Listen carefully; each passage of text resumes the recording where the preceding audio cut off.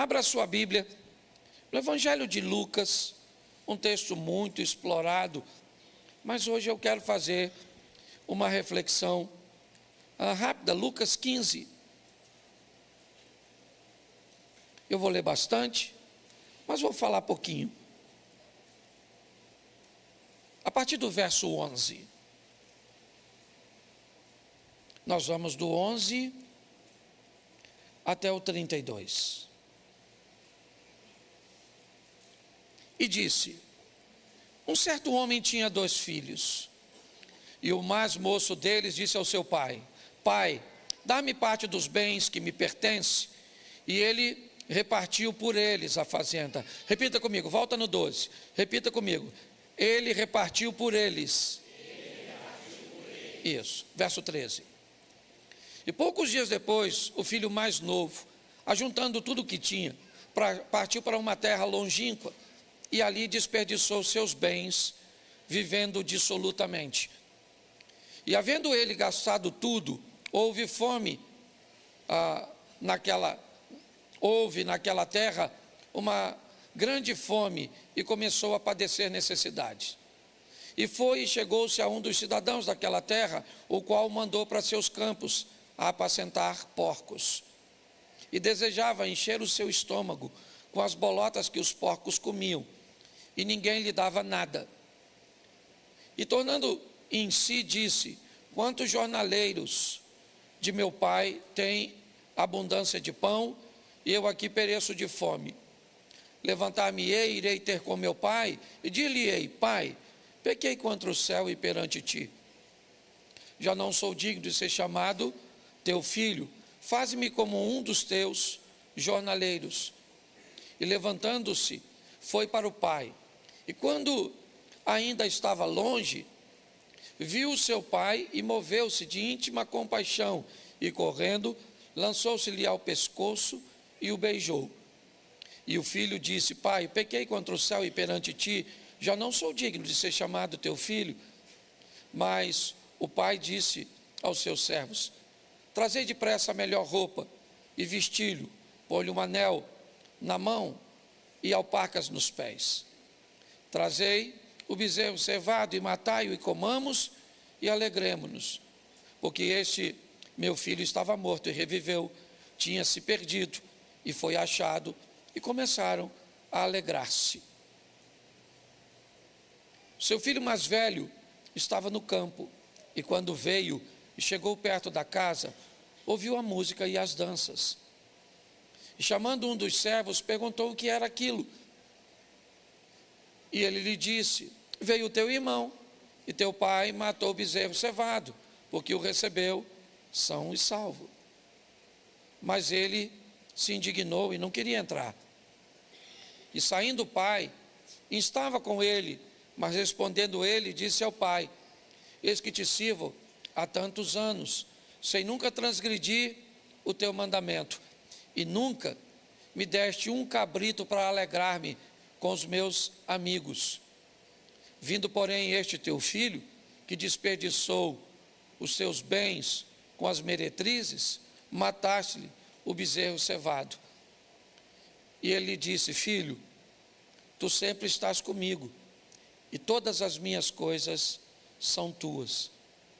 Mas era justo alegrarmos-nos e folgarmos-nos, porque este teu irmão estava morto e reviveu, tinha se perdido e achou-se. Feche os seus olhos. Senhor nosso Deus e Pai, em nome de Jesus, eis aqui a tua palavra. Continua falando conosco e usa-me como um canal de bênção nesta hora. Pelo poder do nome de Jesus, você pode dizer amém? Amém. Isso. Eu separei alguns pontos que eu quero trazer à sua mente para que você possa refletir nesta noite e lhe dar um entendimento, né, de como gerenciar com mais segurança a sua vida. Lucas 15 fala da ovelha perdida, da dracma perdida, e termina com o filho perdido, o filho pródigo. Mas eu quero acompanhar esse texto que eu li com vocês, e eu gostaria que colocasse na tela para ficar fácil, que aí fica visível. Verso de número 11. Isso. Jesus é que vai dizer, é ele que disse. E Jesus disse: um certo homem tinha 2 filhos. Eu quero sustentar essa passagem com 2 outras passagens. Mateus capítulo 7, verso 13, diz: entrai pela porta estreita, porque larga é a porta e espaçoso é o caminho que conduz à perdição. Muitos são os que entram por essa porta. E porque esta porta é a estreita e apertado é o caminho, e poucos, são os que a encontram. O segundo texto é Mateus 6, 24. Ninguém pode servir a 2 senhores, porque há de odiar um e amar o outro, se dedicar a um e desprezar o outro. Não podeis servir a Deus e a Mamão. Preste atenção, porque o texto começa dizendo que havia 2 filhos. E não apenas havia 2 filhos, havia 2 portas. E não 2 portas simplesmente, certo? Mas 2 senhores. O que a Bíblia está tentando nos mostrar é que não podia ter 2 filhos, 3 filhos, não podia ter 3 portas, porque não há uma terceira via, não há um terceiro caminho, não há um terceiro Senhor, não há uma terceira opção, não há uma opção que eu poderia estar isento de fazer parte de uma dessas 2 opções. Quando a Bíblia diz que há somente 2 filhos, que há 2 portas, ok? O que a Bíblia está tentando me dizer é que não existe nada além de céu ou inferno, nada além de Deus ou Satanás.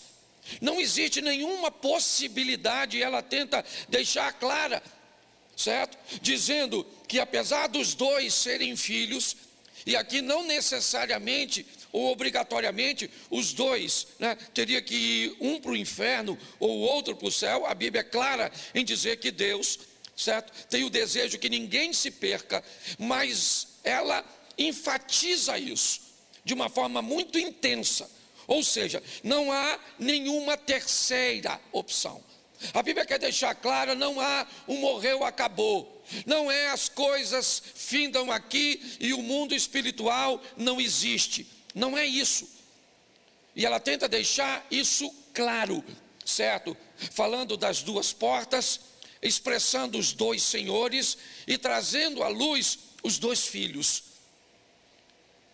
Então o primeiro passo que Jesus quer mostrar é exatamente esse, tá certo? 2 caminhos, por isso existem 2 filhos.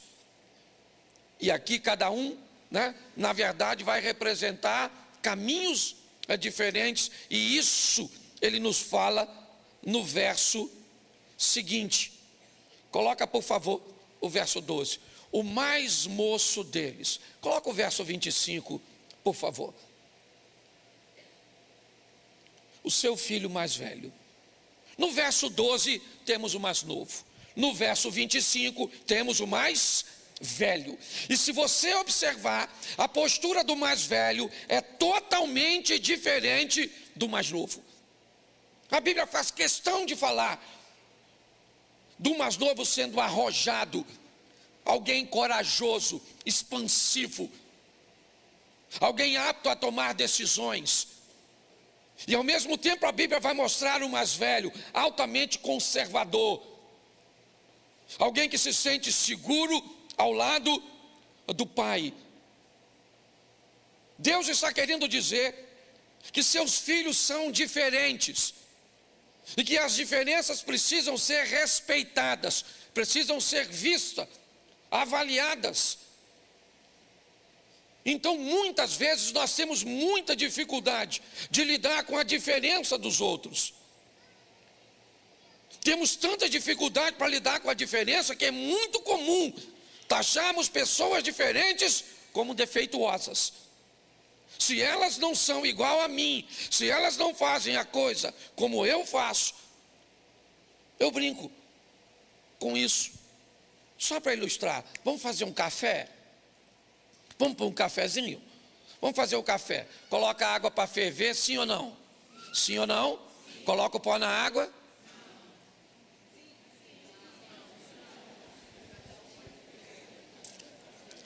Vamos voltar para o café. Vamos lá? Coloca a água para ferver, sim ou não? Sim. Coloca o açúcar na água. Tá ruim de fazer o café. Tá ruim de tomar. Certo? Deixa eu te falar. Se coloca o açúcar na água, coloca o pó no coador e passa água doce no coador com pó, o que nós fizemos? Isso. Se joga o pó na água, mistura. Joga a água com pó no coador. Depois coloca o açúcar, o que nós fizemos? Isso. Então o que aconteceu? Nós fizemos o café de forma diferente, mas tudo é isso. Mas quando alguém faz o café diferente, se nós não tivermos maturidade, ele está fazendo o café errado. Entende? Então pessoas são diferentes. Deus está nos alertando, nós fazemos parte de um corpo, vivemos um ambiente de unidade. Então, a probabilidade de um ser igual ao outro é quase zero. Então, os filhos de Deus são diferentes. O mais novo tem um temperamento, um comportamento, uma maneira de ver o mundo. O outro, certo, tem outra maneira, mas os dois são filhos de... Então, olha para quem está do seu lado e diz: você é filho de Deus. Esquisito, mas é. Porque nós temos por hábito, se a pessoa não é igual a nós, se ela faz de forma diferente, se ela pensa de forma diferente, você está entendendo? O modelo de oração é o meu, o lugar que eu sinto a presença de Deus, todo mundo tem que sentir. Então é só alguém não cumprir o protocolo que vai ser taxado. Então está lá, o filho mais moço no verso 12 e o mais velho no verso 25. Então, filhos não são iguais. Mas olha o verso 13. Poucos dias depois, o filho mais novo, ajuntando tudo, partiu para uma terra longínqua. E aqui nós estamos entendendo o que Jesus quer dizer, por que ele foi embora. Ele foi embora porque estava a fim de administrar os seus bens. E aqui, certo, indica que ele não sabia administrar, mas queria ter a administração. Então qual era o problema desse filho? É que ele não estava concordando com a administração do pai, os limites que o pai estabelecia, a maneira cuja qual o pai regia dentro da casa, certo? Não lhe agradava. Então ele não está querendo só seus bens, ele quer sair debaixo de uma administração que ele considera mas ele não sabia administrar. Mas eu aprendi uma coisa, que não saber administrar não é tão ruim quanto não saber que não sabe administrar. Porque quem sabe que não sabe administrar já sabe alguma coisa. E o problema é que tem gente que não sabe que não sabe. E quando você não sabe que não sabe, você pode correr o risco de pensar Dilma Rousseff. Certo? Então ele acha que sabe. A pressão na casa do pai, por quê? Porque ele é um garoto com personalidade aguerrido, porque tem filho assim, rebeldezinho, certo? Ele quer ir, e Deus está falando, é filho dele, sim ou não? Os dois aqui são filhos dele. O pai dessa história é o próprio, e Deus está falando de seus filhos. ele está dizendo: eu vou embora, vou pegar minhas coisas e vou viver a minha vida. E lá vai ele viver a vida dele. No verso 3, desperdiçando tudo, vivendo dissolutamente. Lá está ele, sexo, droga e rock and roll, Woodstock. O garoto está botando para quebrar, certo? Longe da casa está vivendo do jeito que quer. Certo ou errado? Certo ou errado? Isso aí. Eu não vou dizer que está certo nem que está errado. Eu só vou dizer que cada um aprende da forma que precisa aprender. Tem gente que aprende direitinho, se você falar. Tem gente que não aprende. Tem gente que não aprende. Tem gente que não aprende. Tem gente que não adianta, você pode falar, ele tem que ir, ele tem que apanhar, ele tem que sofrer, porque se tem uma coisa que ensina a pessoa e faz as pessoas mudar, chama-se sofrimento. Te falaram, para de comer gordura, para de comer açúcar, diminui o sal, dorme mais, se estressa menos. Você nunca aceitou. Mas um dia você estava andando assim e alguém pagou o interruptor. E você, puf. Acordou lá no hospital, se deu tempo, com aqueles troços tudo coladinho assim, com aquela geleiazinha. Onde eu estou? É na porta da morte. Quase morreu. Aí descobriu que tinha uma veia entupida, enfiou uns estentes, se atirou daqui, mandou para cá. Menino, não toma mais Coca-Cola. Se vê você comendo sal, briga. Entendeu? Corre de dia, de noite, de madrugada, corre até dormindo, faz exercício. Por que mudou? Porque sofreu, é verdade. É verdade. Sua mulher reclamava contigo: meu amor, você está sem tempo, meu amor, cadê você, meu amor, fica aqui perto de mim. Você não tinha tempo. Quem apareceu? Ricardo. Ricardo apareceu. Ricardo tem dinheiro? Não tem. Ricardo é bonito? Não tem. O que Ricardo tem? Tempo. Ricardo é tão atencioso, ele tem tempo para tudo. Ricardo tem tempo. Ah, pastor, eu amo minha mulher. Tá certo? A senhora, seu marido falou: minha filha, pelo amor de Deus, vamos embora, minha filha, vamos lá, você está sempre offline, vamos embora, minha filha, sempre, vamos embora. A senhora: não, estou com dor de cabeça, estou cansado, estou com isso, estou estressado. Quem é que apareceu? Jezabel apareceu. Jezabel não tem nem cabeça para doer, é ou não é verdade? Quanto mais indisposição, porque tem gente que só muda se sofrer. Então cada um, eu não estou nem falando que está certo ou você está errado, eu só estou falando de ambiente de transformação.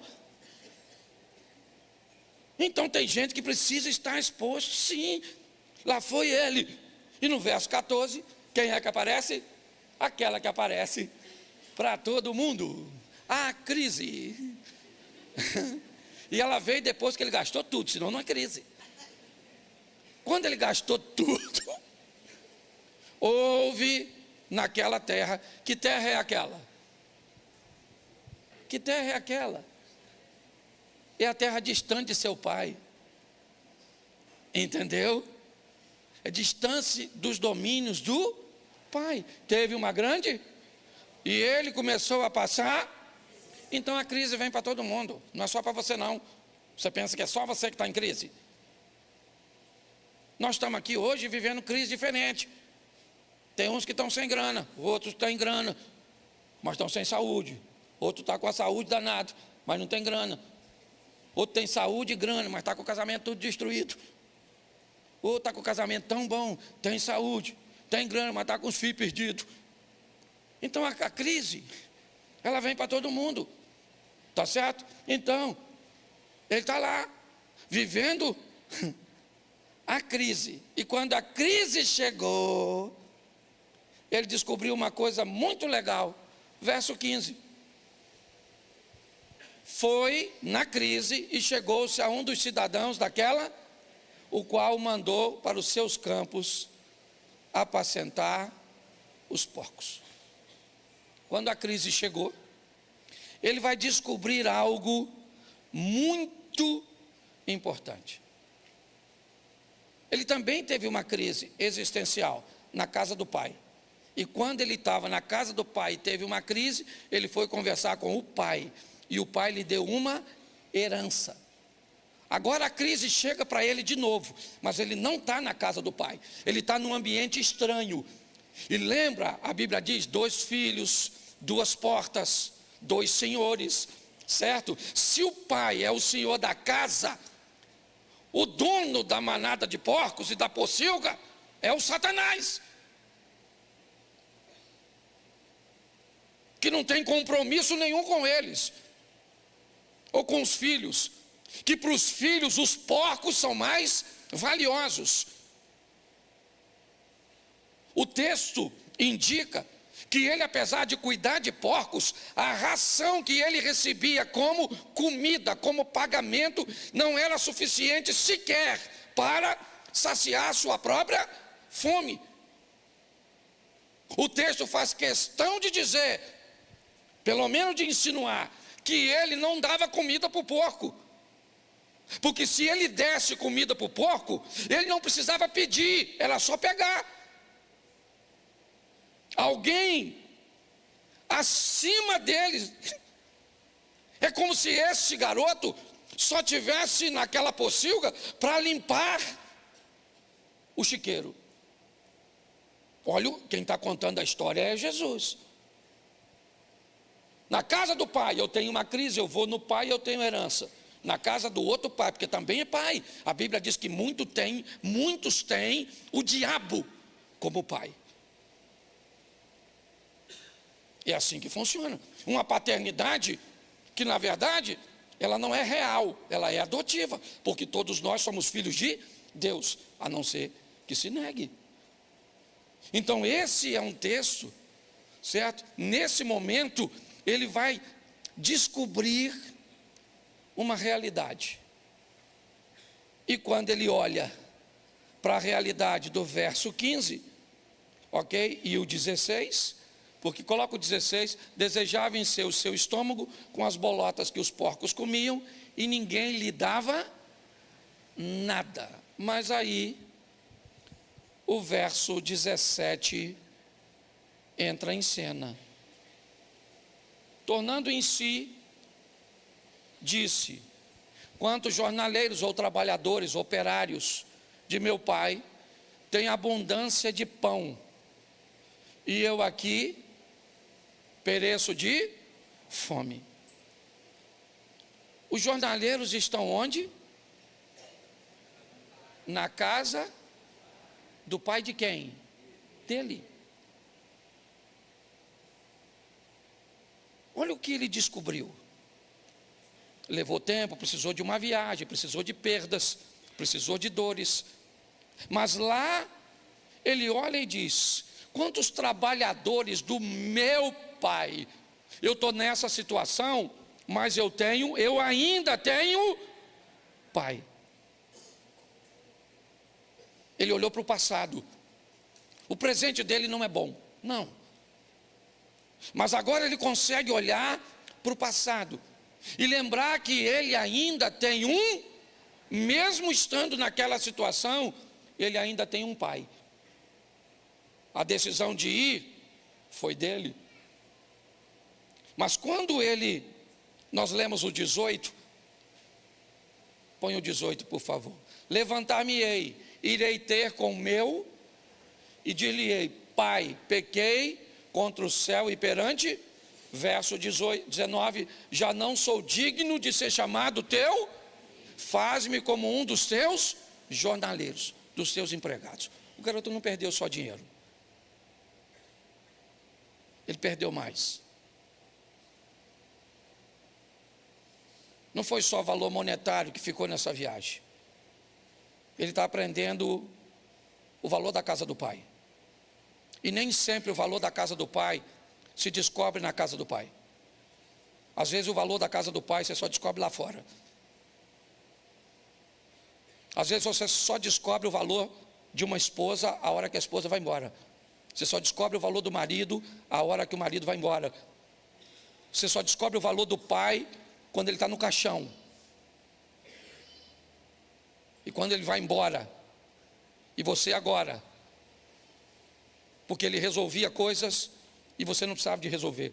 Ele pensava para você não precisar de pensar muitas vezes. Ele deixava de comer, e tem muita gente que sabe que já fez isso, para colocar o melhor pedaço do frango no prato do filho. Ou muitas vezes dizer para um filho, não estou com fome, e estava, certo? Para que o filho tivesse do bom e do melhor. Nem sempre as pessoas conseguem descobrir os valores no lugar que deveria descobrir. O garoto descobriu o valor do pai lá longe, lá na casa do outro. Quando o outro mostrou para ele o que era a paternidade, ele não gostou. E quando ele não gostou, ele lembrou que aquele não era seu pai, e que ele tinha um pai.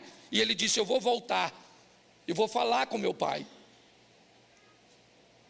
Olha só, se você analisar direitinho, ele volta para casa se sentindo mais filho do pai que ele descobriu no caminho do que do próprio pai.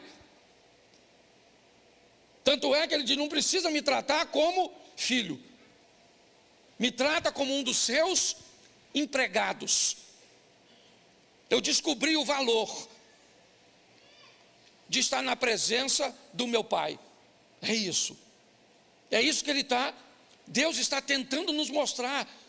Muitos de nós não precisaríamos passar pelas coisas que passamos, sofrer o que sofremos. Mas se você estiver num sofrimento, não se desespere. Não se esqueça, você ainda tem um pai. E ele está onde sempre esteve, no controle de todas as coisas. Pare de olhar seus erros como uma fatalidade. Seja honesto e corajoso o suficiente para acolher. Eu sempre digo, essa semana Mary falou comigo, falou, Cláudio, eu gosto daquele texto seu que diz o seguinte, se você plantou um limão, vai ter que colher isso. Então conte com a misericórdia de Deus para te dar um pouquinho de açúcar nessa limonada. Mas o limão você vai ter que colher. E a misericórdia do Senhor, Ele está. E o texto agora diz assim, verso 20. Levantando-se, foi para o seu pai, e quando ainda estava longe, viu seu pai e se moveu de íntima compaixão, e correndo-lhe, lançou-lhe ao pescoço e preste atenção, o pai estava esperando ele. É isso que Jesus está dizendo, certo? O filho então diz no verso 21, e o filho lhe disse, pai, pequei contra o céu e perante, já não sou digno de ser chamado teu, isso. Eu precisei ir lá fora para saber o valor aqui de dentro.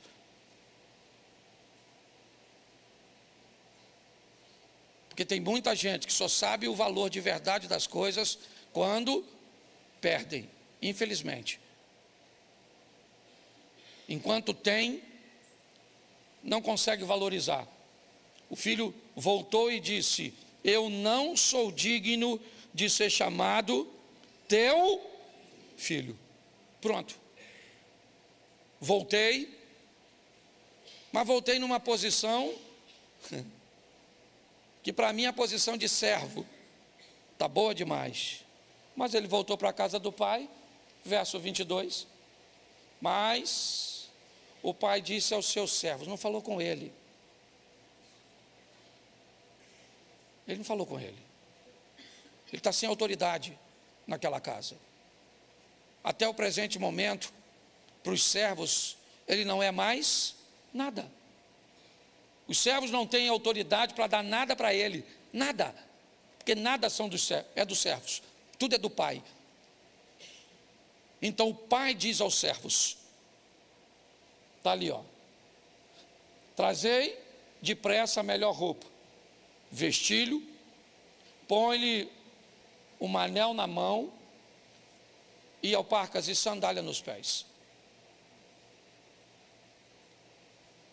Pega esse menino que saiu cheio, voltou vazio, saiu rico, voltou pobre. mas saiu soberbo e voltou humilde. Saiu pecador, mas voltou consciente. Então faz o seguinte: pega uma roupa nova agora e coloca nele. Pega um anel nosso, um sinete, um símbolo da nossa família, e enfia no dedo dele, porque nem um anel que ele saiu, que dizia que era da família, ele conseguiu conservar no dedo. Ele quebrou todas as alianças e bota uma sandália no pé dele. Olhe bem, o que esse menino agora vai alcançar é a reintegração feita pela misericórdia do Pai. É a misericórdia. O pai é Deus, o outro pai, o dono dos porcos, não. Para ele o porco, aquele ali não é filho dele, certo? Não, não é filho dele, está trabalhando para ele, mas não é filho dele. Eu não tenho vínculo com você. Aliás, olhar para você é um grande desgosto, porque você me traz a lembrança do meu pior inimigo. Você não é meu filho, você é filho do meu inimigo. Então eu vou te tratar assim. Aqui não vai ter refresco para você. E Jesus foi bem claro: 2 filhos, não são 3. Eu não tenho como não fazer parte disso. Eu não tenho. Não existe uma terceira opção cuja qual eu, certo, possa escolher. Por isso muitas pessoas dizem que não há livre-arbítrio, porque você não tem uma terceira opção. O livre-arbítrio de fato seria: eu não quero nada, nem céu, nem inferno, nem nada. Mas não há isso. Não vou discorrer nisso, mas muitas pessoas defendem isso. Mas quando nós olhamos para cá, você não vê nada, tá certo? O pai está reintegrando ele. Coloca uma roupa, coloca um anel e coloque uma sandália. Verso 23, dá para colocar, santo? Glória a Deus. E trazei o bezerro. Isso, lembra? O que é o bezerro cevado? Quem aqui lembra do... Quer ver? 2 coisas que eu... É porque talvez a minha realidade não seja a sua. Era março e marcava o casamento para novembro. Então o que fazia? Arrumava um porco.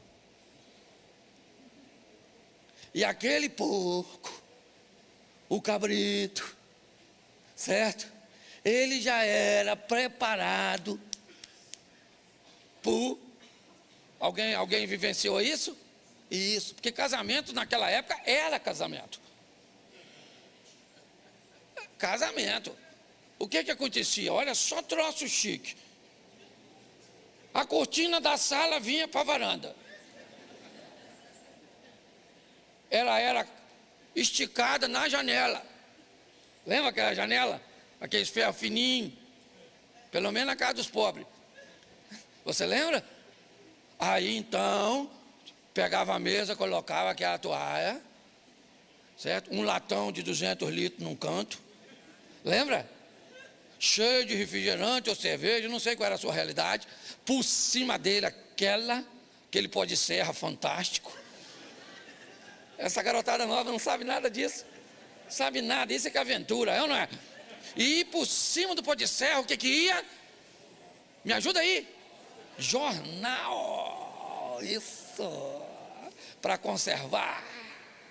Certo? O bolo. Lembra aquele bolo assim? O glacê era de 3 andares. Porque era barato o glacê. O bolo é que era caro. Então você fazia um bolo desse tamanho assim, um glacê assim. Certo? As crianças tudo correndo. E você acredita que nessa luta toda, os caras ficavam casados até morrer?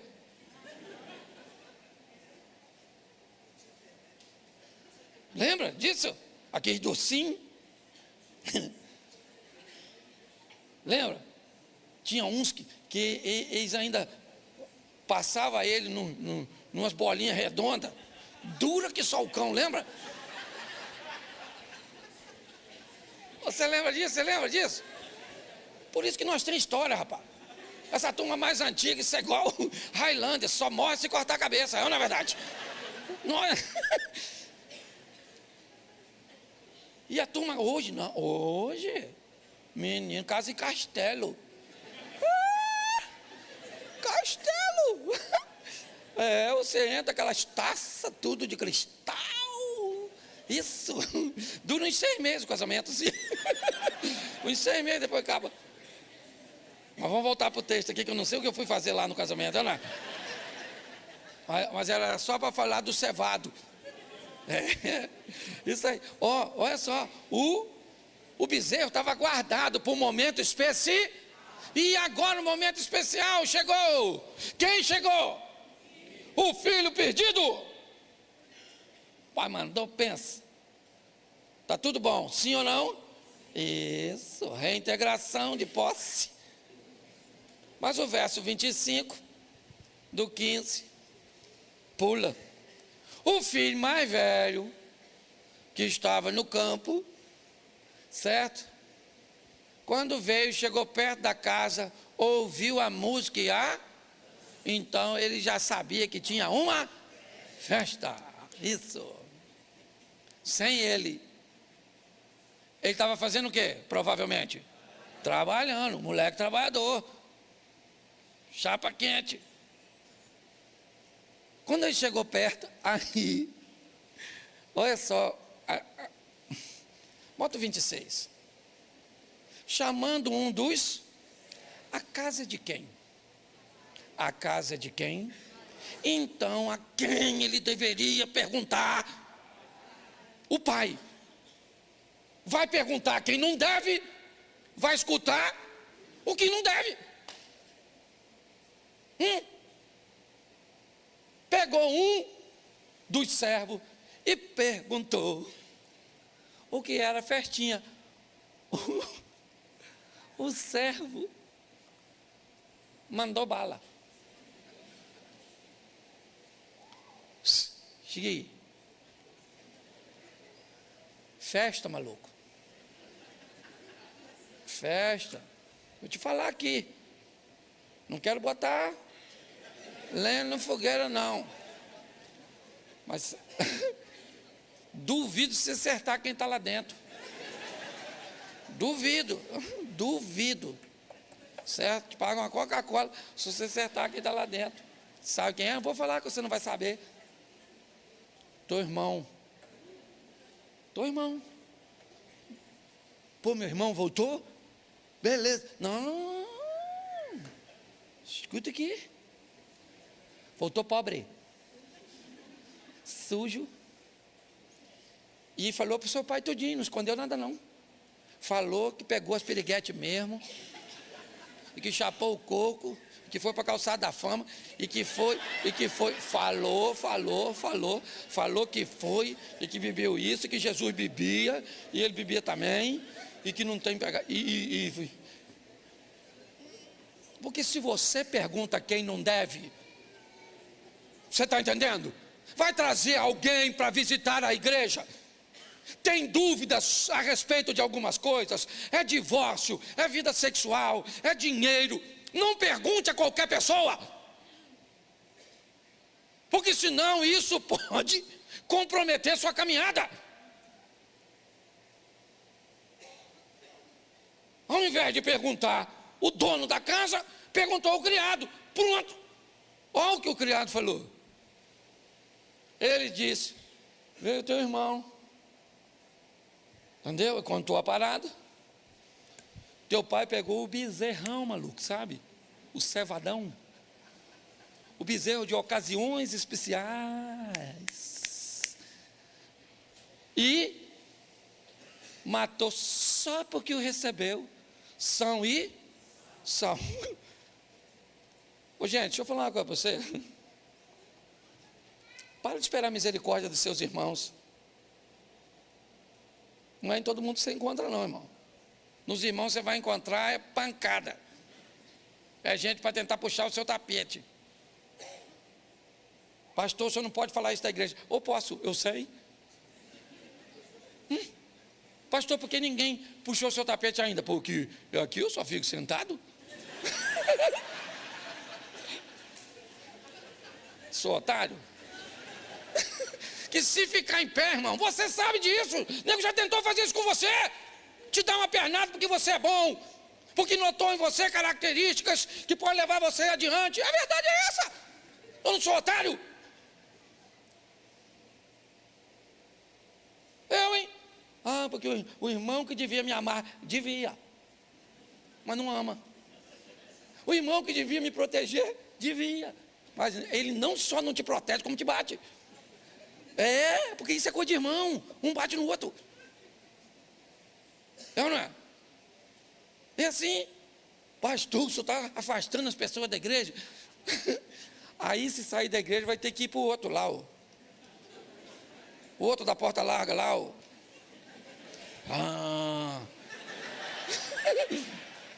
Quer ir, maluco? Quer ir? Não, né? Falo mesmo, dane-se. Porque os caras deveriam ou não deveriam? A gente deveria ajudar, a gente deveria... Mas não, o cara está lá. E olha só, olha bem como é que o negócio funciona. Verso 29, já estou acabando já. E saindo o pai. Volta no 28 aí. Volta no 28. Mas ele se indignou e falou: não entro nessa festinha. Por que ele não entrava? Porque ele não concordava com a festa. Deixa eu explicar uma coisa para você, filho de Deus. Quando Deus fizer uma festa para tu, quem quiser entrar, que entra. Quem não quiser, fica do lado de fora. Não concordo com o que Deus está fazendo na vida dele. Então, amanhã faz 2 dias. Não concordo com o que Deus está fazendo. Nossa, você não concorda com o que Deus está fazendo na minha vida? Eu estou tão preocupado com isso. A festa está rolando, sim ou não? Sim. O filho está fazendo o quê? O que voltou? Está na festa, menino. Comendo, bebendo, se divertindo. Falou que ele ficou sem filho, que eu voltei para papai. Papai é 10, ainda me reintegrou na família. E o outro está lá: não entro, não concordo. Ela é mais feia que eu, mas casou. Ele não sei o quê, ele é mais burro que eu, mas... Porque tem gente que quando a festa... Não vai, para que isso, palhaçada. Para de achar que os outros... Aproveita que o pai está te dando uma festinha e manda bala. Então, já que o filho não quer entrar, ele não quer entrar, mas ele também é... Então lá vai o pai. Verso 29. Saindo o pai. Foi lá com ele, fora da festa. Foi lá e falou. Certo? E insistia com ele, meu filho, entra. Seu irmão voltou. O que ele falou? Eis que te sirvo a tantos, sem transgredir, ou sem nunca transgredir o seu, e nunca me deste o quê? Me deu um cabrito. Volta no verso 12, por favor. Depois você volta para o 29. O mais moço deles disse ao pai: Pai, dá-me a parte dos bens que me... E ele quem? Repartiu por eles. No momento em que o pai dá ao filho mais novo a herança, o mais velho também recebe. Repartiu por eles. Agora no verso 29, ele está querendo dizer: eu não tenho culpa nenhuma disso, o senhor é que é injusto. Porque ele nunca teve coragem de ir lá fora, de quebrar a cara.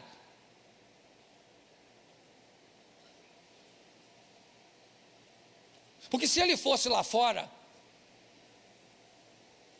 e quebrasse a cara, ele ia saber o quão lá fora é perigoso. Mas sabe o que é mais interessante? O filho mais novo que voltou, se ele pudesse, nunca tinha ido lá fora. E o mais velho nunca teve coragem de ir. A vida é assim. Lia pode ter filho, Raquel é amada. Raquel quer ter filhos e Lia quer ser, porque a gente sempre está atrás daquilo que não valoriza o que tem. Ele está dizendo para o pai: eu sempre tive aqui, o Senhor nunca me deu um cabrito para alegrar-me com os meus. Eu não sei nem se ele tem amigos. Provavelmente ele não tem nem amigos.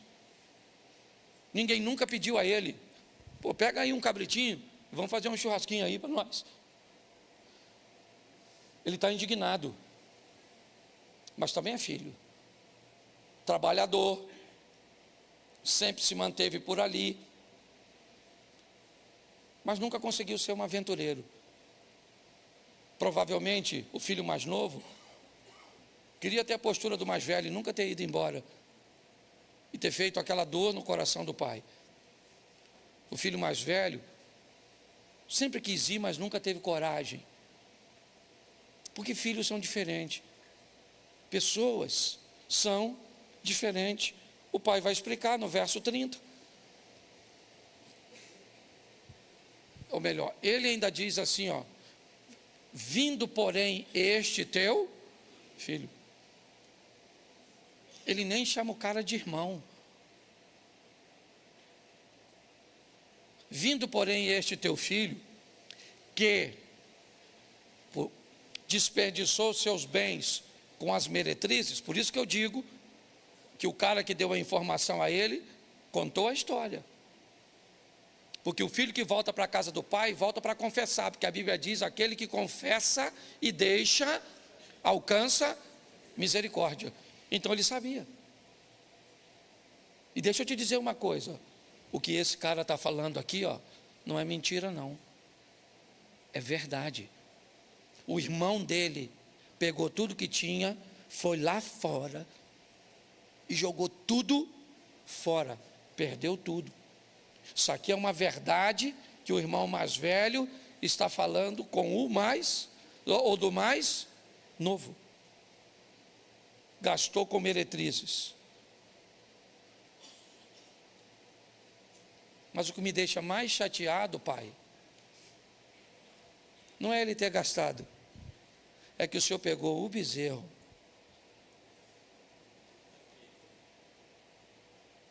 o bezerro que, se alguém merecesse a morte desse bezerro, deveria ter sido eu. O que mais me dói não foi o que o meu irmão fez, foi o que o Senhor fez ao ver meu irmão de volta. É isso que eu não concordo.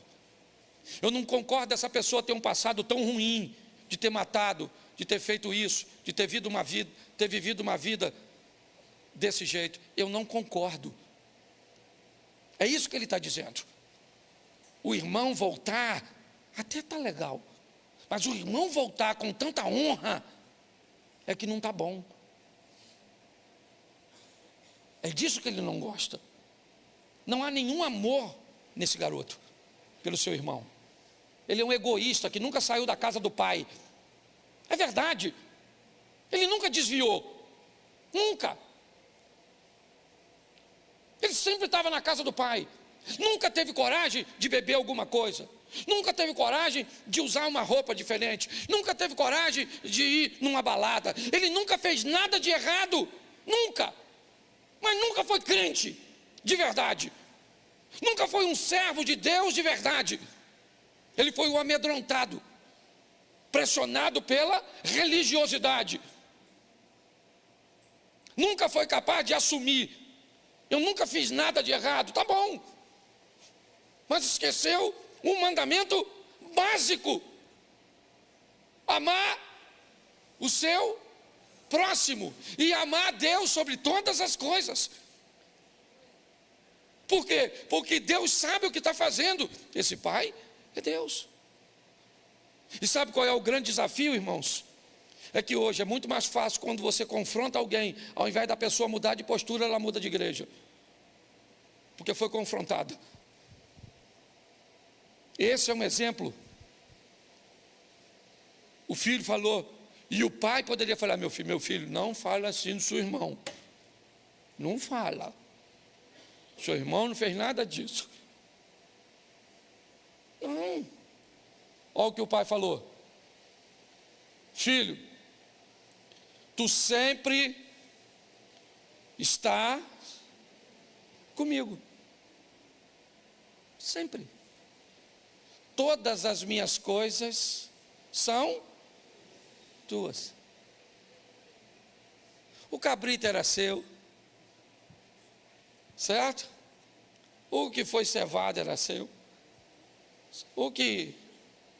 Certo? O boi era seu, o camelo era seu, a casa é sua. É tudo seu, filho. Tudo que eu tenho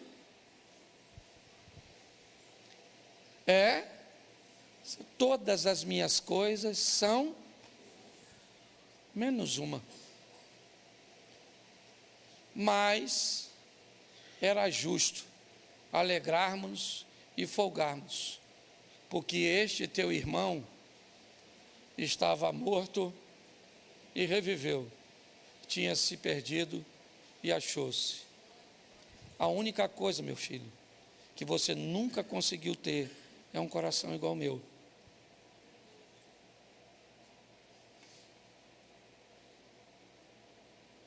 Tudo que eu tenho é teu, mas você nunca conseguiu ter um coração como o meu. Olhar para as pessoas com um olhar de misericórdia. Entender que elas são diferentes e que podem sofrer dificuldades no percurso. Elas podem deslizar no caminho. É isso que Deus está explicando a respeito de seus filhos. E foi isso que o filho pródigo descobriu lá fora. Quando ele perdeu os bens, ele não voltou para casa para os bens. Ele voltou para casa porque estava morrendo de fome. Ele disse para o pai: eu não quero, eu descobri o valor. Não há nenhuma fala do filho mais novo em torno do mais velho. Nada. Nessa parábola Jesus não usa. O filho mais velho é que está falando. Ele nunca saiu da casa do pai, mas ele se parece muito mais com o dono dos porcos do que com o pai, que ele disse: nunca saí de perto, sempre te obedeci, nunca usei nada. É verdade. Se não usou, não usou porque não quis. Eu não sei por onde você passou, eu não sei o que você vivenciou, eu não sei. Eu sei que esse pai da história do filho pródigo, no último versículo, ele revela seu coração. E eu queria que você ficasse de pé neste momento. Coloca para mim na tela, por favor, Mateus, capítulo 3, verso 16 e 17. Mateus, capítulo 3, verso 16, nos diz assim: e sendo Jesus batizado, saiu logo da água, e eis que se abriram os céus, e viu o Espírito de Deus descendo como pomba e vindo sobre ele. Verso 17. E eis que uma voz dos céus dizia: este é meu filho amado, em quem me comprazo. Feche os seus olhos. Senhor nosso Deus e Pai, em nome de Jesus, eis aqui a tua palavra. Continua falando conosco. Usa-me como um canal de bênção nesta hora, em nome de Jesus. Você pode dizer amém? Amém. Isso. Eu tinha a intenção de repetir a mensagem do primeiro culto no segundo, mas essa palavra veio ao meu coração para eu compartilhar com vocês, e uma mensagem bem pequenininha, mas que pode nos trazer grandes ensinamentos. São 3 coisas importantíssimas usadas por Jesus ao longo de sua caminhada. Jesus estava com 30 anos quando isso aconteceu. Ele vai até o Rio Jordão para ser batizado por João Batista. João, reconhecendo quem é Jesus, ele se acha indigno do ato. Então ele não quer batizar Jesus. Mas quem é João? João é uma autoridade na terra estabelecida por Deus. João é a voz do que clama no deserto. É o homem que foi designado por Deus para preparar o caminho de Jesus. Numa escala de valores neste momento, João é alguém que está acima de Jesus. E Jesus reconhece a autoridade dada a João. E diz a João: é necessário que aconteça-se assim. Até Jesus entendeu o que era uma autoridade nessa terra, e não apenas com João. Fez isso quando foi levado a Herodes, fez isso quando questionado a respeito, certo, do tributo ser pago a Roma, a César. Jesus sempre foi um cidadão. Ele sempre entendeu a importância de ser um cidadão na terra e cumprir suas obrigações, pagando impostos, certo? E vivendo de uma forma digna. Mas 3 coisas vale a pena nós olharmos com cuidado. Esse é um texto que Jesus, logo após, vai assumir sua posição ministerial. Não há basicamente nada na vida de Jesus narrada na Bíblia nesse período. Nós temos ele com 12 anos, certo? Conversando com os doutores no templo. E a próxima passagem, certo? Já é a passagem dele estar sendo batizado no Rio Jordão. Então, ele recebe o símbolo do Espírito Santo na pomba, mas a frase dita por Deus a Jesus é importantíssima, porque ela vai dar a Jesus uma das coisas que pessoas passam a vida inteira nessa terra e não conseguem descobrir quem é. A frase do céu diz a Jesus: você é o meu filho. Você é meu filho. É isso que Deus diz para ele.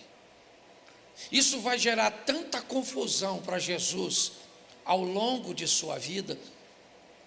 Aliás, é por causa dessa descrição que vão querer matá-lo. Um dos problemas que Jesus encontra ao longo da sua caminhada é dizer perante a todos que ele é filho de Deus. Mas aqui Jesus recebe sua identidade.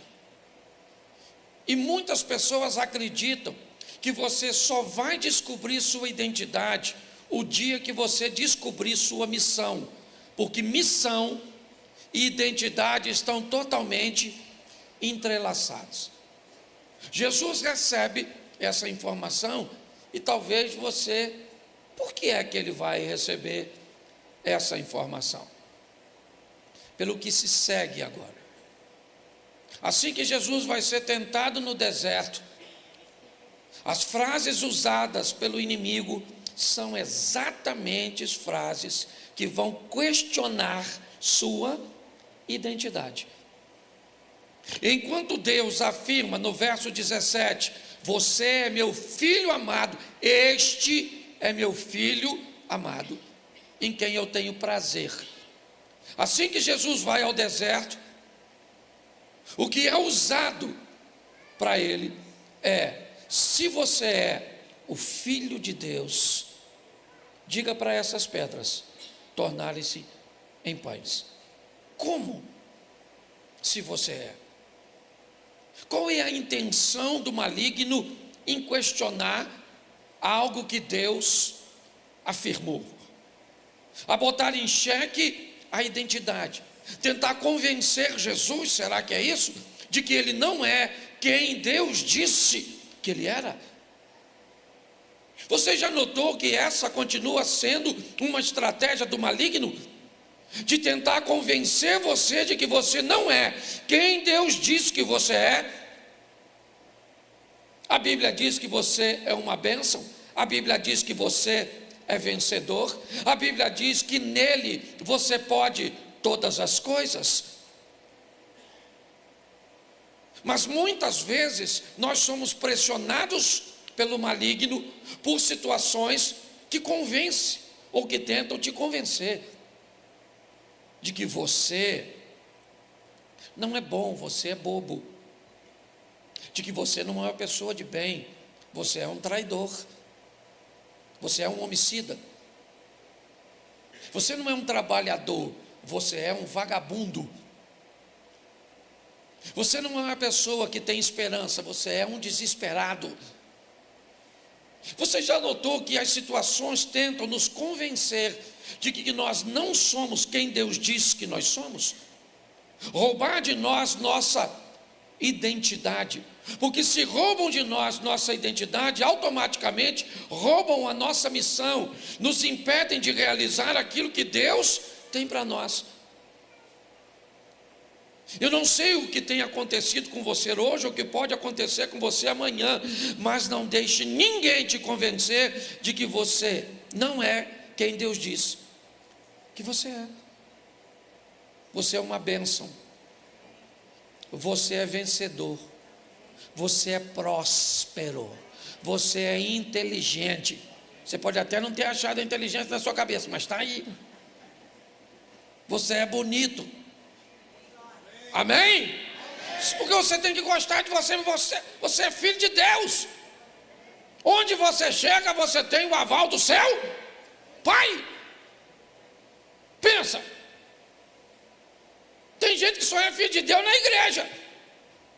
Vai para casa, lá em casa, pastor. Nossa, lá em casa, pastor. O senhor nem sabe, eu nem queria que o culto acabasse. Mas ele tem que acabar. Para você levar o que você recebe aqui para casa. Mas aí quando você chega, só que na igreja, gente, o ambiente da igreja é bom, porque ele motiva. O pastor fala assim: você vai vencer, você vai vencer. Fala bem alto assim: eu vou vencer, fala. Olha como é que fica bonito. Mas aí você vai embora já já. Você vai para casa. Eu vou vencer, gente.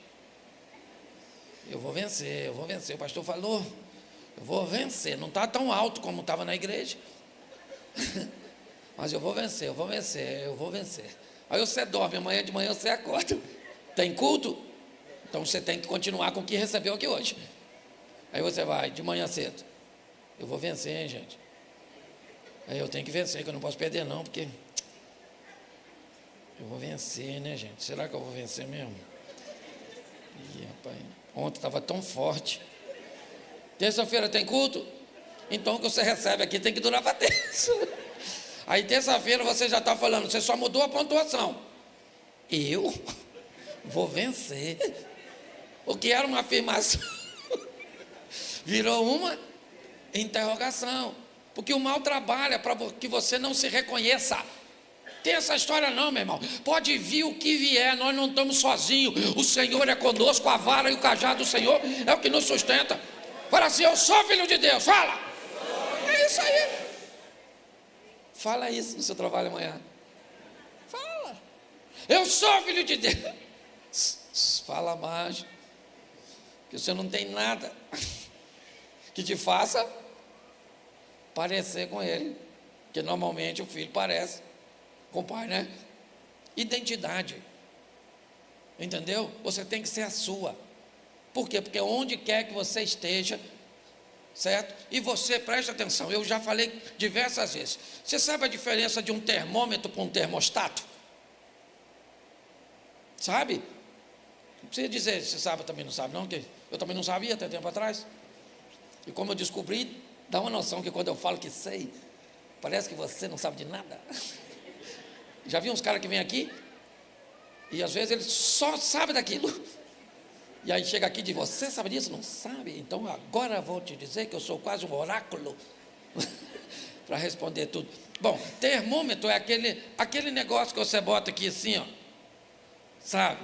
Aquilo é um termômetro, ele serve para medir a temperatura. Onde você coloca o termômetro, ele diz a que temperatura o ambiente está.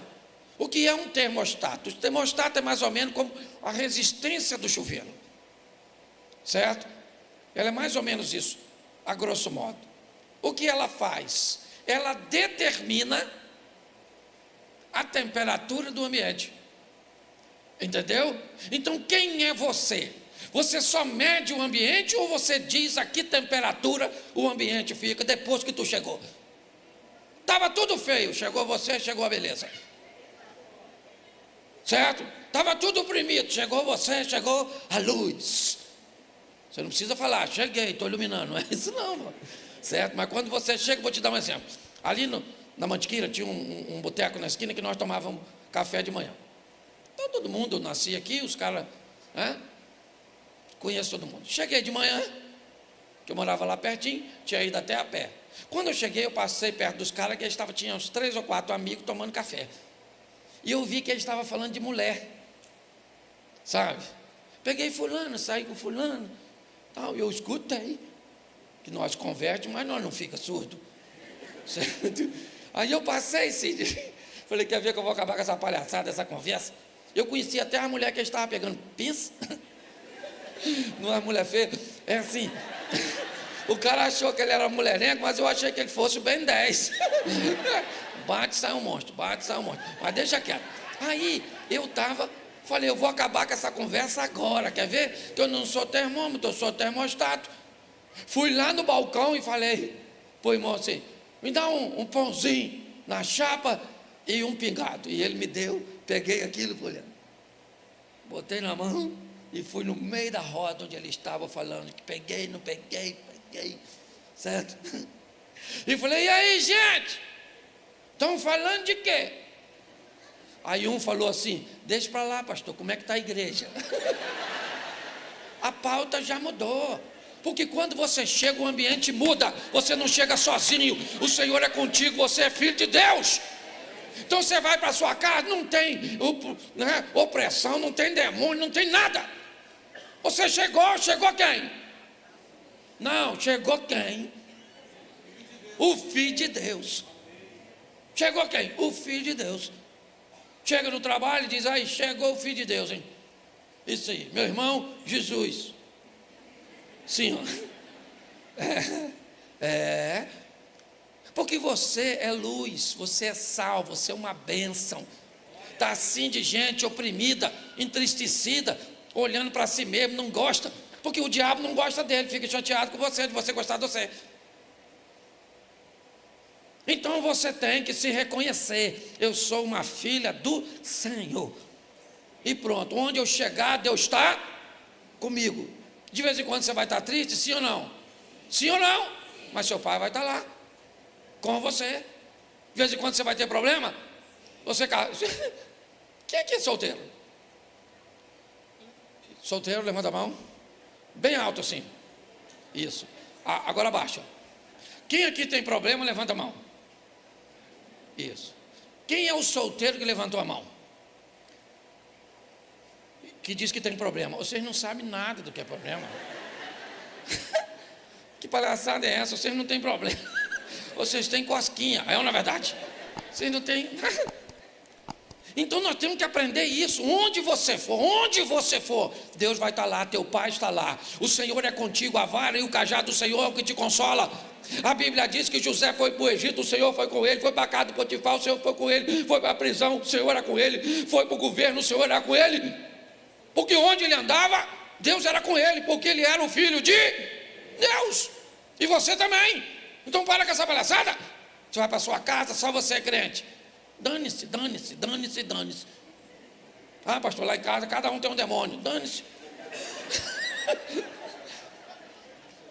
Pastor, lá em casa tem gente que tem 2, 3. Mas quando você chegou, quem foi que chegou? Quem foi que chegou? O Filho de Deus. Entendeu? E quem é que vai dormir? E o Filho de Deus não perde o sono, a não ser que seja para orar. Em nome de Jesus, você vai ter um sono tranquilo, não vai precisar de antidepressivo, não vai precisar de nada. Ah, quando eu deito, eu vejo uns bichos voando, uns troços pretos. Acorda, rapaz, quem é você? Que troço ruim desse aí na sua cabeça? Satanás te convencendo? Para de ver filme de vampiro, pelo amor de Deus. Entende? Ah, eu perdi o sono de madrugada. Então você vai lá e fala: Senhor, estou sem sono. Ah, Satanás, que Satanás? O Senhor me acordou para orar. Mesmo que seja o Satanás, ele cutucou você, você fala: ninguém mandou me acordar, agora eu vou orar. Duvido que o Satanás te perturba mais. Teve um irmão que não conseguia dormir, e tomar não sei o que, e tarja preta, e tarja não sei o que, isso, aquilo. Ele ia lá comigo, se eu ia orar por ele. Eu falei: eu vou orar, você não. Ora para me dormir. Eu falei: não, você vai ler a Bíblia na hora. Falei para ele aí. Leu quantos capítulos? Ele falou: pastor, eu pego na Bíblia, eu durmo. Olha que beleza. Estou quase fazendo medicina alternativa, é na verdade. Você é filho de Deus, rapaz. Ah, tem uma prova para fazer. Estuda e você é filho de Deus. Certo? Então pare com esse negócio, porque sempre vai ter um troço tentando roubar a sua identidade, dizendo que você não é quem Deus diz que você é. E você é filho, você é filha de Deus. Aconteça o que acontecer, esteja você onde você estiver. Pronto. Posso ouvir um amém? Amém. Isso vai te ajudar bastante. Segunda coisa que vai te ajudar: certa vez Jesus vinha e aparece um garoto rico. Depois você pode ler, que eu também não sou obrigado a te mostrar os textos tudo. Depois você lê em casa. O jovem rico. Como é que é o nome do personagem? Me repita de novo, só para você lembrar ele. Então, o jovem rico. O jovem rico falou com Jesus o quê? O que eu preciso fazer para herdar a vida? Jesus falou assim: conhece os mandamentos, meu filho? Ele falou: conheço e pratico desde garoto. Esse negócio de mandamento é comigo mesmo. Ele falou: pois é, mas ainda te falta uma coisa. Pega essa dinheirada sua, tudo que você tem aí, vende e dá para os pobres, você vai ter um tesouro no céu, e depois você vem em mim. O garoto falou o quê? Estou afim não. Tem muita coisa, esse negócio de vender e dar para o pobre. Isso é negócio de Lula. Entendeu? Isso aí. Não vou fazer esse troço não. Essa palhaçada não vou não. Ele quis fazer sim ou não? Ele quis fazer sim ou não? E Jesus fez o quê?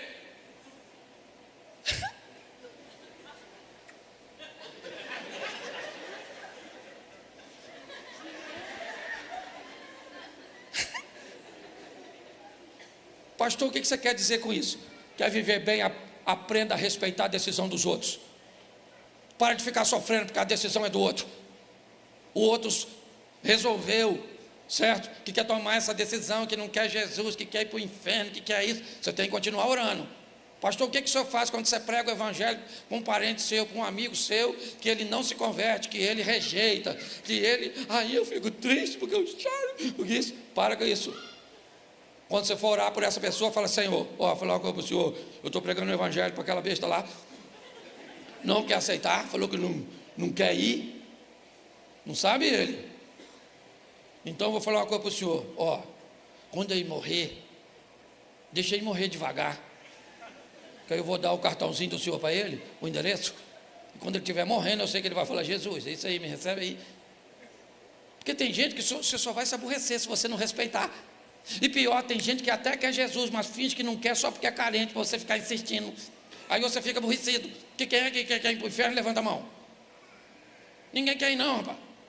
Ah, eu sou ateu, não acredito em Deus, e Deus também não acredita em você. Então é 0-0. Então isso é muito legal. Respeitar o direito dos outros. Não quer ir para a igreja, não quero. Então não vá, que eu estou indo. Aí vem. Ele podia ter vindo, que ele ficou. Meu coração, estou aqui, mas o meu coração está em casa. Respeita o direito dos outros. Entendeu? Jesus, o cara falou: não estou afim. Jesus falou: beleza, mano. Vida que segue. Segue a sua, que eu sigo a minha. Para de sofrer porque os outros. Quando não perca a esperança de orar. Não é isso que eu estou falando, não. Não entregue ninguém para Satanás, não. Você não é feiticeiro. E outra coisa, você é crente, não fica pedindo para os outros morrer, não. Está fazendo você sofrer, por que Deus não leva? Deus pode escutar isso diferente e levar você e deixa o outro. Porque está lá na Bíblia: não vos peço que os tire do mundo, mas que os livre do... Então a gente não pede os outros para morrer, pede os outros para se converter. Aí o que você está fazendo? Orando por sua sogra. Aliás, no sepultamento de sua sogra, vou te ensinar uma oração boa. Sepultamento de sogra. Ore assim, ó: Senhor, receba a tua filha com a mesma alegria que eu estou enviando. Não é verdade? Foi só para distrair um pouquinho, tá certo? Mas olha aqui para mim. Olha só. Aprenda a respeitar a decisão de seus filhos, a respeitar a decisão de seus pais. Você está entendendo? Aprenda. A vida vai ficar mais fácil quando você aprender a respeitar a decisão dos outros. Jesus não negociou com ele, ele disse: não gostei da mensagem. Jesus falou: eu não vou baixar a régua para você entrar no meu reino. Tem um protocolo, se você quiser entrar, bem. Mas naquela ocasião, Jesus respeitou. Então diga para quem está do seu lado: respeita a decisão dos outros. É isso aí. É isso aí. As mulheres falaram com um dó. Certo? Terceira coisa, e eu termino aqui. Olha que coisa legal. O primeiro foi o que mesmo? Descubra a sua. O segundo? Respeite a decisão. Terceiro, monte uma agenda leve. Cuidado com a agenda pesada demais. E a agenda pesada demais não é de muita coisa para fazer. Não é somente quantidade. É ter o cuidado para as pessoas não colocarem você na agenda delas. Jesus acaba de voltar para Tabita, ao lado de Cafarnaum. Ele desce e vai caminhar até Cafarnaum. Não era muito longe. E assim que ele está chegando, um homem pede para que Jesus vá à casa dele, pois a sua filhinha está morrendo. O nome deste homem, Jairo. Jairo tem pressa. Algumas traduções que a menina estava moribunda, já estava, seus sinais vitais já estavam indo embora, ela está morrendo. Então é normal que este indivíduo tenha pressa.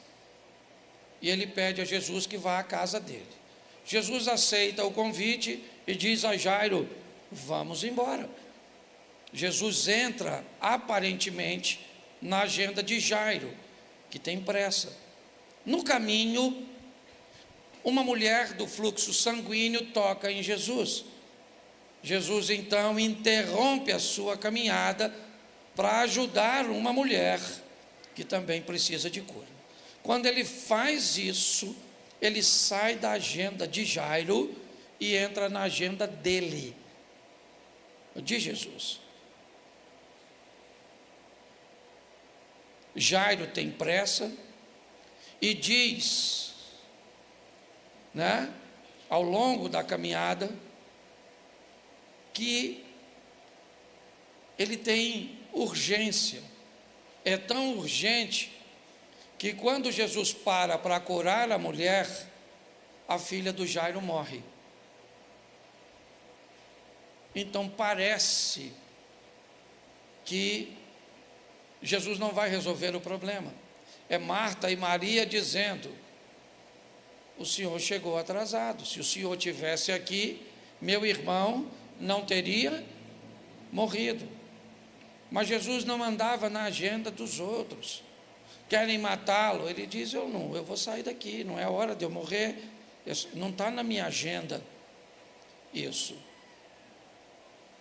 Jesus tinha uma agenda dele, que era leve. Cuidado com a sua capacitação. Às vezes você é tão bom naquilo que faz, que corre o risco de se tornar refém de seus compromissos. Não ter ocupação para quase nada. Essa é a verdade. Eu posso dizer isso porque cometi esse erro. E para mim consertar, não dava para consertar da noite para o dia. Eu tive que estar me reajustando, Antes eu viajava quase o tempo inteiro. Hoje, que eu viajei quinta, voltei sexta, e agora só viajo quinta. Basicamente uma semana. Eu estou me reposicionando, porque eu andava na agenda dos outros. Quando você consegue saber quem você é, você entende sua missão. Respeitar a decisão dos outros te traz leveza, certo? E montar uma agenda tranquila, que seja sua, dentro das suas possibilidades, você vai descobrir o quão agradável é viver. Cristo nos ensinou essa lição e teve uma vida extremamente suave. A Bíblia diz que ninguém amou como ele amou, e basicamente viveu 3 anos intensos, de 30 a 33. A minha proposta hoje para a igreja, como foi no primeiro culto, é suavizar a sua vida, é fazer com que a sua fé seja bem solidificada. E ela é tão boa e tão firme, sua vida com Deus como filho é tão intensa, sua capacidade de respeitar a decisão dos outros é tão firme, sua agenda é tão boa, que nas suas orações, poucas vezes aparece a palavra milagres. E todas as vezes que a palavra milagre acontece na sua oração, ela poucas vezes tem a ver com você.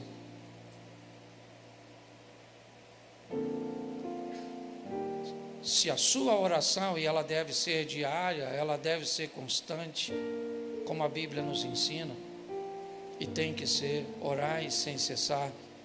Mas qual é a pauta? Se as suas orações contêm a palavra milagres, entre em alerta. A palavra milagres está sendo direcionada para quem? Para outras pessoas. Isso significa que a tua vida está legal.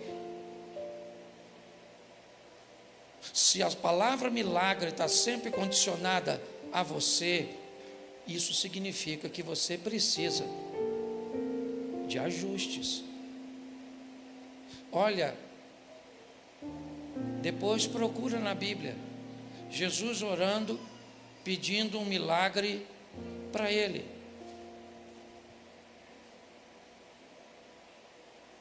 Basicamente, a única oração de Jesus que tem a ver com ele foi: Deus meu, por que me desamparaste? Se as suas orações contêm muito a palavra milagres, até pode ser. Se esses milagres têm muito a ver com você, significa, ou pode significar, que a sua gestão não é das melhores.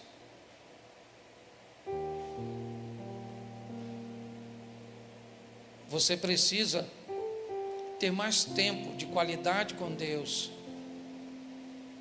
para que a pauta do assunto não seja você. E se for você, é uma busca por mais intimidade, por mais proximidade, certo? Por mais conhecimento de Deus, mas não por milagres. O que é um milagre? O milagre é algo bom que vem corrigir algo ruim. Você já parou para pensar nisso? Hoje, grande parte dos cultos que atraem muitas pessoas são cultos de milagres. Eu não estou condenando isso, não. Ele tem que ter. Mas o que eu estou te dizendo é que quem gere bem sua vida vai continuar orando, vai continuar clamando, certo? E a pauta de sua oração, quando for para os outros, pode ser o milagre do caderno de oração, das pessoas que estão enfrentando um câncer e precisa de uma intervenção divina, que estão desempregadas, que estão enfrentando problemas com seus filhos, que estão com dívidas, que estão com tantas coisas e elas precisam de um milagre. E eu não estou condenando esse tipo de oração, não. Eu só estou dizendo que esse modelo de vida não é o melhor.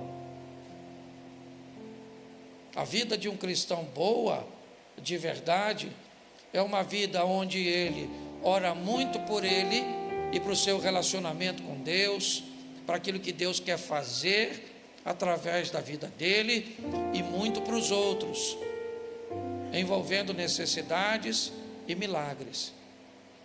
Hoje tem gente que não tem nem tempo de orar por essas questões de intimidade com Deus, porque o tempo inteiro ele é preenchido, certo? Para necessidades de milagres que vão acontecer na sua vida. Não é o modelo que eu te aconselho. Eu não considero esse modelo um modelo bom, porque você tem o seu tempo com Deus, e o seu tempo com Deus não tem nada a ver com o relacionamento entre você e Ele.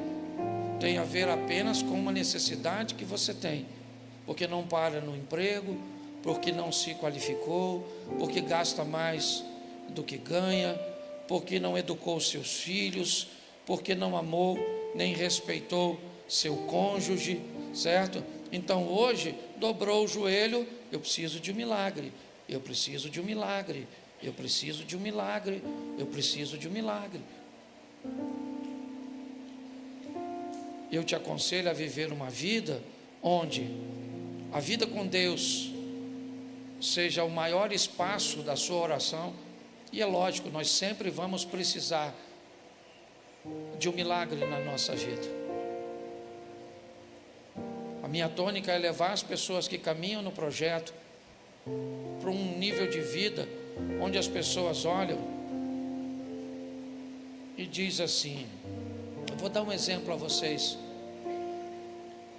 Minha mulher, às vezes é dia dos pais, ou é meu aniversário, e aí eu falo para ela assim, vai me dar o que de presente? E ela me diz assim, te dá o que, Cláudio? Você tem tudo. Eu falo que tenho tudo, menina, criatividade nessa cabeça sua. Vambora, me surpreenda. Mas hoje quem anda comigo olha e diz: Cláudio, você oraria por quê? Qual é a sua necessidade de um milagre? Eu diria para você: eu não tenho. Eu não tenho. Eu posso ter amanhã, posso enfrentar uma enfermidade, eu vou estar aqui, igreja. Eu preciso de um milagre. Eu posso vir aqui amanhã e dizer: olha, gente, eu estou precisando de um milagre na minha casa. Mas eu confesso a você que eu preciso de muitos milagres para outras pessoas. Tem gente aqui na igreja que eu amo e que eu tenho que orar porque está enfrentando doenças que podem levá-las à morte e que a ciência tem pouco conhecimento. Então eu dobro meu joelho, eu gasto um pouco do meu tempo orando por casamentos na igreja que não estão bons, por filhos que estão perdidos, por pessoas que estão desempregadas. E aí oro para que Deus me dê sabedoria, para que me dê mensagens para que eu possa transmitir aqui para vocês. Porque eu vou dizer uma coisa para vocês: quem caminha conosco aqui está acostumado a ouvir palavras que, se for caminhar em outro lugar, entra em choque. Porque se você volta novamente para um ambiente onde sempre aquela pessoa precisa do milagre o tempo inteiro, culto após culto, a vida inteira num trabalho atrás, são caçadores de milagres. E não precisariam ser, porque a Bíblia diz que as bênçãos do Senhor fazem o quê? Nos seguirão, elas vêm atrás de nós. Nós seremos benditos quando entrar, bendito como sair, bendito na cidade, bendito no campo, certo? Nós seremos benditos, somos filhos de Deus, obedientes a Deus. Então vamos sair daqui com essas três coisas: eu sou filho de Deus e ninguém me convence do... Tempo atrás o cara postou na rede social: o senhor pregando desse jeito, o senhor deve ser o anticristo. Olhei: anticristo. Mas eu falei: eu vou responder à altura, com muita educação. E botei lá: eu não sou anticristo não, mas se eu for, você deve ser a besta. Aí ele bloqueou e eu não quis mais não. Alguém vai me convencer de que eu não sou? Já falaram que eu sou palhaço? Quem aqui já escutou que eu sou palhaço? Levanta a mão, pode levantar aí mesmo, não fica com vergonha não. Isso, esse pastor é um palhaço, não tem conteúdo nenhum, um engraçadinho, porque os caras cortam só os pedaços engraçados da minha mensagem, bota lá e todo mundo acha que eu sou palhaço. Eu sou engraçado. Palhaço não, sou até lúdico para os intelectuais. Eu nem sei que é lúdico não, mas eu gosto de falar que é bonito, não dá um negócio assim de status, assim, um pastor lúdico.